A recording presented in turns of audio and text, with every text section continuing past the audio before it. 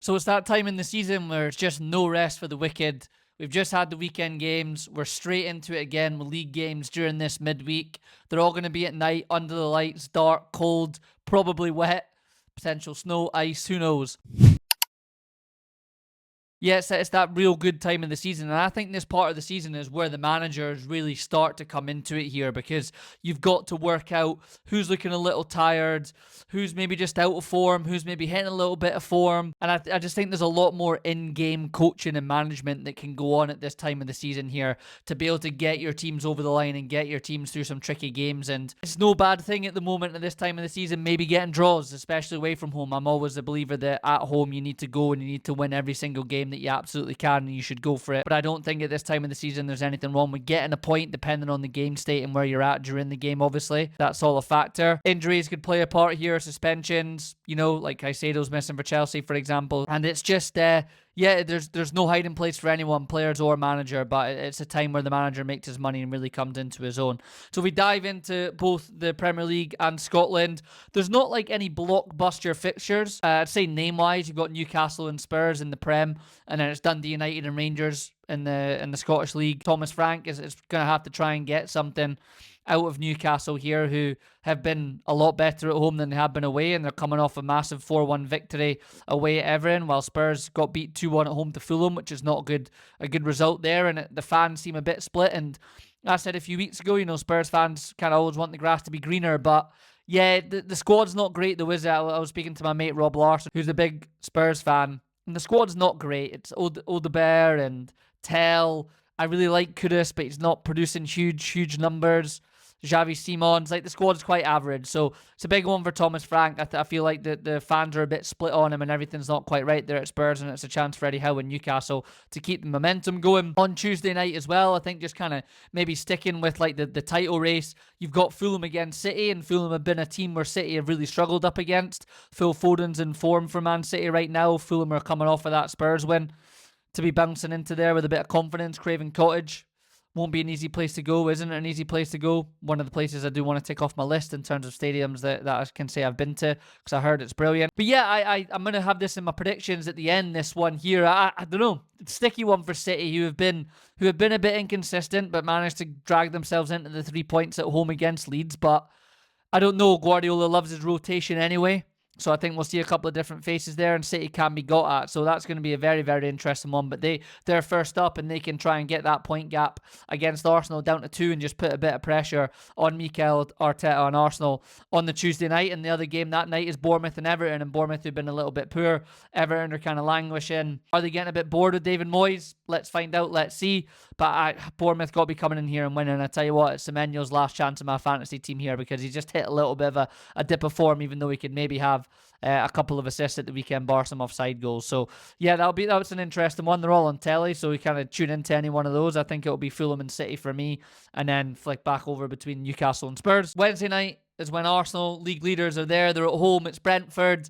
They're going to be physical. They're going to try and play Arsenal at their own game in a way, with the long throws and everything like that. Igor Thiago on fire for Brentford. And they've been surprisingly a lot better than everyone thought they would be, including myself under Keith Andrews. I got to give him credit for that. He's actually come in and done a really good job in the way that the shift of the league has gone to this kind of set piece, longer throw physicality thing is just hit the right time for him. And sometimes you need that in life, just right timing. So Arsenal looked a little off it, a little leggy against Chelsea after a big week, and look, that's understandable. And again, it's Arteta's job to pick it up, use the squad depth that he's got, get the rotations in there, and try and make sure that they can find something. But it's going to be one of my predictions as well at the end, and I think it might be a bit of a sticky one for Arsenal at the Emirates, albeit the home advantage should be huge for them. But let's see if they drop points in that one here, especially if City get a win on Tuesday night. The narrative all of a sudden flips on Arsenal, and that's how quickly it can go, and that's why this week is just such a huge week in the title race, and this part of the season is just a huge part of the season for league tables, and they start to take shape, as we always say, after this kind of period, and that's when teams somewhat solidify themselves and the table kind of breaks up into a few different spots. So let's see about that one for Arsenal. Chelsea are away at Leeds. They're the other ones that are in that title race, and that'll be a great one for the kind of hardcore ultra fans in there. Leeds and Chelsea, the atmosphere should be decent in there. Ellen Road, they just lose out the City at the weekend. I think Leeds will probably end up going down. I really do, but Look, gonna be a difficult one there for Chelsea, and they throw in the odd difficult result, and it wouldn't surprise me after a really, really impressive performance against Barcelona, again against Arsenal, even with 10 men, if they maybe just throw one in there, and that will be on my predictions as well. So we'll see with that one. Liverpool have got Sunderland at home, Stadium of Light. Sunderland should offer a much bigger threat, a much bigger challenge than West Ham did at the weekend, so it's a chance for Liverpool to show that one game win against West Ham is not just a one-off, and they can get themselves back going, and they can dig in and get a result against a team that's going to come and be physical, and I would think do all the things that Liverpool don't look like they're comfortable with. Isak's got himself off on the score sheet, which is huge. Salah was dropped. Will we see Salah featured in this game? We'll have to see, and that's another big call from Arne Slot to make.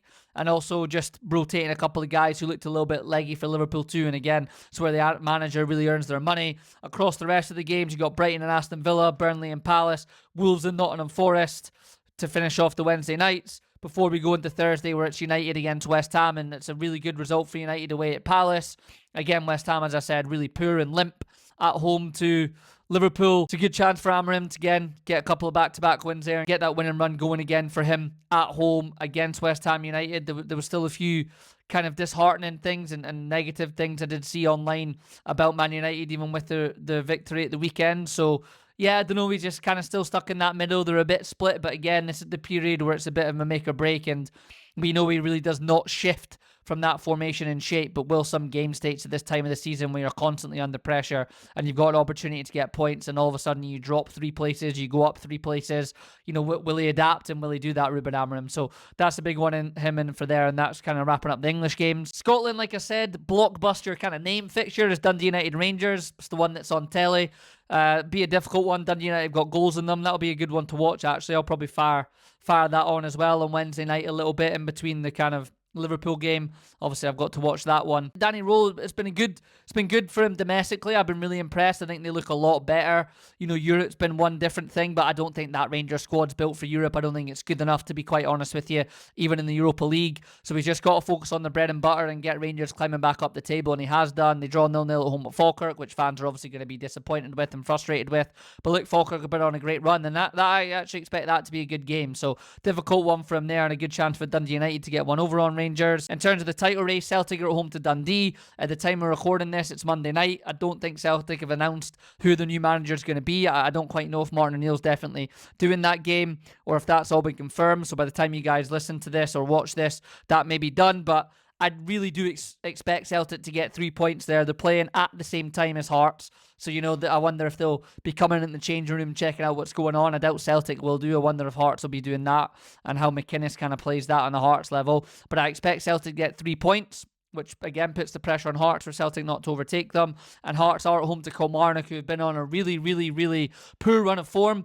They kind of stopped the rot a little bit with the draw at the weekend, 1-1. So we'll see if they can kind of come in there and get something against Hearts and Derek McInnes. But it's at home, it's at Tynecastle, and if they're going to be serious about keeping themselves in this mix, you've got to win your home games. And again, it just keeps them going and keeps them in the mix before Sunday rolls around, where Celtic and Hearts play against each other. And what a game of football that is going to be on Sunday. I can't wait. So it's just kind of a huge, huge week here for this league table and these title races to flip around. Aberdeen playing St Mirren in the other game, and Falkirk play Motherwell, which actually should be a decent game because both teams are in a good run of form. But that's it for the games. With regards to predictions, I'm going to go for the kind of title race games in England. I'm going to start with Fulham and City.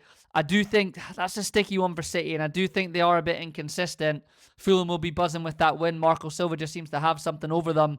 I'm gonna go for a 1-1 draw there. I think they get a point apiece. I do. So I think City will drop points there away, but a win just puts a lot of pressure on Arsenal.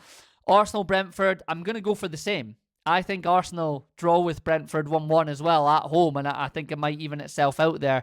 I'm interested to see what happens on Wednesday and what the result is for Arsenal, because if it's not a win, intriguing, very intriguing indeed, and the narrative does definitely change. I'm also going to go with Leeds and Chelsea. I think Leeds will beat Chelsea 2-1 because I just have a feeling that Chelsea are going to throw it in there, and that's why I don't think they're real for the title. If they can win that game, it's a game that they should win away at Leeds, but I have a feeling Leeds will beat them, and I think it will go Leeds 2, Chelsea 1. And then I'll go to Scotland with that title race with Hearts and Kilmarnock. I have zero idea, but for the sake of wanting this to be a title race and how that's going to go, I think Hearts will beat Kilmarnock 1-0. So that'll be it. I think Fulham 1, City 1, Arsenal 1, Brentford 1, Leeds 2, Chelsea 1, and Hearts 1, Kilmarnock 0. As always, drop your thoughts and your predictions in the comments, please. Road to 500, trying to get this YouTube channel up to 500 subscribers. If you're on here, if you're on Spotify, please like the show, leave comments, stuff like that. Share it around with your friends, all this type of stuff. It's a weekly thing, and always like and subscribe to it. Big week, I love it. This time of the season, it's relentless. It's the first time I'm doing this as a content creator with the football stuff. It's quite enjoyable just to keep going and going and going, and I'm feeling that momentum myself with that, as well as the football teams and the football managers and players will be. So absolutely love it. Huge time of the season. Hope you guys all enjoy it. You know, get yourselves in the boozers, get yourselves at home with a cup of tea or a beer and watch your game, your team that you want to watch, and just enjoy it. And yeah, we're getting really into it now, and this is where it becomes interesting. So hope everyone has a good midweek. Hope you enjoy the games. And as always, until the next one, have a good one. Peace.